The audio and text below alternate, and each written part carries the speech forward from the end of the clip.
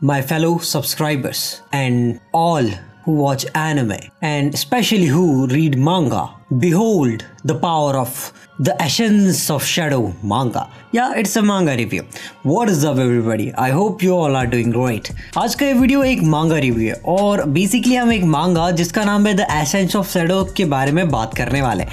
ये जो मांगा है ये बेसिकली एक सीरियस कॉमेडी एनिमे है। इट मीन्स कि इसके अंदर ना तो कोई जोक्स क्रैक कर रहा है और ना ही कोई हंसी मजाक की बात चल रही है, लेकिन जो स्टोरी में जो हो रहा है वह देख के आपको बहुत ज़्यादा हंसी आने वाली है। एक्चुअली स्टोरी काफ़ी सीरियस है, लेकिन एक यूज़र के पॉइंट ऑफ व्यू से देखा जाए सो एट द सेम टाइम वो बहुत ज़्यादा फनी भी है। तो आज मैं तुम लोगों को बताऊंगा कि तुम लोगों को इस मांगा को देखना चाहिए या ना। ऑफ कोर्स मैं इसके ऊपर रिव्यू बना रहा हूँ तो मैं बोलूँगा कि तुमको देखना चाहिए, क्योंकि मैं फुक की चीज़ों के ऊपर रिव्यू नहीं बनाता हूँ।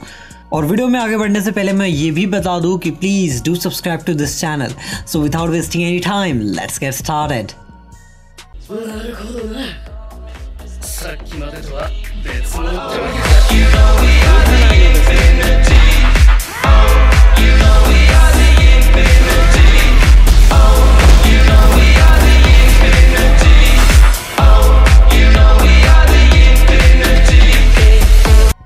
द एसेंस ऑफ शैडोज ये manga one of the best मांगा है जो मैंने आज तक पढ़ी है लिटरली, क्योंकि इसमें कुछ ऐसे सीन्स है जो मुझे देख के लगा कि वाओ यार इट्स रियली ग्रेट। चलो मैं शुरुआत से शुरू करता हूँ कि मैंने इस मांगा को कैसे देखा और क्या मेरे थॉट्स थे जब मैं इस मांगा को देख रहा था।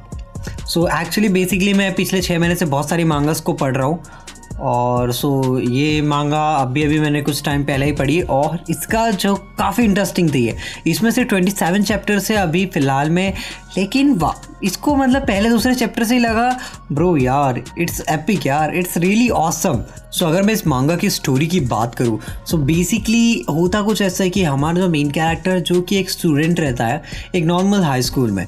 अब जैसे कि तुम लोगों को पता होगा कि कई लोग हीरोज़ को अपने इंस्पिरेशन समझते हैं, कई लोग विलन्स को अपनी इंस्पिरेशन समझते हैं, बट हमारा जो मेन कैरेक्टर रहता है इस मांगा में उसको वो लोग पसंद होते हैं जो लोग शैडोज़ में रहते हैं। People who work under shadow, do things in shadow and everything just shadow. To become a shadow ही डिसाइड करता है कि वो अपनी लाइफ इस चीज़ के ऊपर डिवोट कर देगा। सो वो हर कुछ वो करता है कि वो लोगों की अटेंशन ना करे और जितना हो सके बस दूर रहे। और पूरे स्कूल लाइफ में वो एक लोनर बन के रह जाता है, मतलब कि ज़्यादा कुछ नहीं करना, कि जैसे मिलना जुलना नहीं, हर चीज़ को वो अवॉइड करता है। और अब वो सोचता है कि जो लोग शैडोज़ में रहते हैं वो क्वाइट पावरफुल भी होते हैं, राइट। तो वो खुद को पावरफुल बनाना चाहता है। शो अर्थ पे जितने भी टाइप के material art, fighting styles, combat styles सब कुछ लर्न करता है। लेकिन जब एक बार वो सब कुछ लर्न कर लेता है उसके दिमाग में एक क्वेश्चन आता है कि व्हाट हैपेंड, कि किसी ने गन उठा के मेरे को मार दिया तो क्या होगा, कि अगर मेरे ऊपर किसी ने आइटम बम फोड़ दिया तो, अगर किसी ने गन से मारा तो मैं तो ऐसे ही निपट जाऊंगा, और किसी ने आइटम बम फोड़ा तो मैं तो ऐसे ही वेपराइज हो जाऊंगा। सो वो सोचता है कि इनके ऊपर एक काउंटर मेजर क्या हो सकता है। वो बहुत सारा माथा पटकता है और बहुत सारी चीज़ें सोचता है, लेकिन इन द एंड उसको एक चीज़ दिमाग में आती है, वो है मैजिक। Yes, magic. अब ना वो कई सारी प्रैक्टिस करता है, कई सारे हिस्टोरिकल व्लॉग्स पढ़ता है और बुक्स पढ़ता है ताकि वो मैजिक के बारे में कुछ समझ सके, कुछ पढ़ सके और यूज़ कर सके। सो एक दिन अब कई सारे साल बीत जाते हैं और इन दी एंड वो एक जंगल में या फिर मैं कहूँ उसके घर के बैकयार्ड में एक पेड़ के साथ में ट्रेनिंग कर रहा होता है। रात के कुछ यही 3-4 बज रहे हो गए इन माई इमेजिनेशन।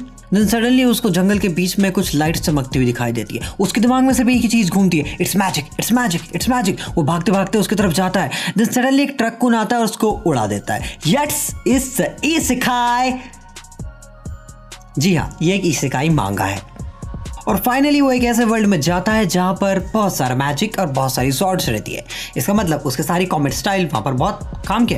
अब क्योंकि वो अब वहाँ पैदा हुआ है सो उसके पास बहुत सारा दिमाग है बचपन से ही, सो हर चीज़ शैडोज़ में रह के काम करता है। अब ऐसे ही वो एक दिन किसी के पास जाता है और एक लड़की को बचा लेता है, उसको एक फेक स्टोरी सुनाता है कि there is a devil cult, वो किसी डेविल को रिकारनेट करने वाले हैं और वगैरह वगैरह। बस ऐसे ही कुछ भी बुलशिट छाप देता है उसके माइंड में और वो लड़की इन सबको सच मान लेती है। और हमारे एमसी भाई या I will do acting, okay मैं आज से एक्टिंग करूँगा। और भाई इन द शैडोज़ में रहने की एक्टिंग करता है, लेकिन उसने जो भी उसकी बुलशिट बोली थी वो सब कुछ रियल हो जाता है। एक्चुअली में वो खुद सोचता है कि मैंने जो भी बुलशिट बोली है और जो मैं एक्टिंग कर रहा हूँ ये सब कुछ एक्टिंग और बुलशिट है, we are just playing a game, लेकिन everything is doing is actually real. So ये देखकर ना मुझे एकदम से वो फील आता है कि it's actually serious but at the same time इसमें कॉमेडी है। इसलिए मैंने इस वीडियो के स्टार्ट में कहा कि ये मांगा एक सीरियस कॉमेडी मांगा है। इन दी एंड उसके पास बहुत सारे सबऑर्डिनेट्स रहते हैं, इतने सारे, और वो बहुत ज़्यादा पावरफुल रहते हैं। उसके ऑर्गेनाइजेशन का नाम रहता है शैडो गार्डन, और उसके पास बहुत सारे हल्ला पावरफुल लोग भी रहते हैं, और ये उन सब का लीडर द शैडो नाम से सब जगह मशहूर हो जाता है। But no one knows who is this, क्योंकि we lurk in the shadow, we work in the shadow, we do everything in shadow, we are shadow garden. ये ऐसी कुछ लाइन फैंसी वाले वो लोग बोलते हैं, बट वी डोंट केयर। अगर मैं बात करूँ इस मांगा की, तो बेसिकली ये manga one of the best मांगा है जो मैंने आज तक पढ़ी। इसका अगर आर्ट स्टाइल की बात करें तो काफ़ी अच्छा था, नीट था, बहुत ज़्यादा क्लीन था, और स्पेशली वो हाई क्वालिटी में था। सो अगर तुम एक न्यू वॉचर हो या न्यू बंदे हो जो अभी एकदम से मांगा में नहीं जा सकता, तो मैं तुम लोग को रेकमेंड करूँगा कि तुम लोग मानवा से स्टार्ट कर सकते हो, बट तुम लोग मांगा में सीधे घुसो तो ज़्यादा अच्छा होगा। और मैं बताना भूल गया कि मांगा के लिंक इन द डिस्क्रिप्शन या फिर कमेंट सेक्शन में होगी, तो तुम लोग जा करके चेकआउट कर सकते हो। सो देखो, ये मेरा फर्स्ट टाइम मांगा रिव्यू करना था, सो आई डोंट नो कि मैंने कैसा करा, बट आई होप ठीक ठाक हो, because this is my first time doing a review on a मांगा। सो अगर कोई दिक्कत हो, कोई क्वेश्चंस हो या फिर कोई सजेशन हो, प्लीज़ मेक श्योर तुम उसको कमेंट कर दो, क्योंकि अगर तुम लोग नहीं रहोगे तो मेरे को हेल्प कौन करेगा यार। इधर कोई नहीं है जो मेरे को बताए क्या करने का है, समझे। सो मिलते किसी नए वीडियो में किसी नए टॉपिक के साथ, तब तक के लिए बाय बाय।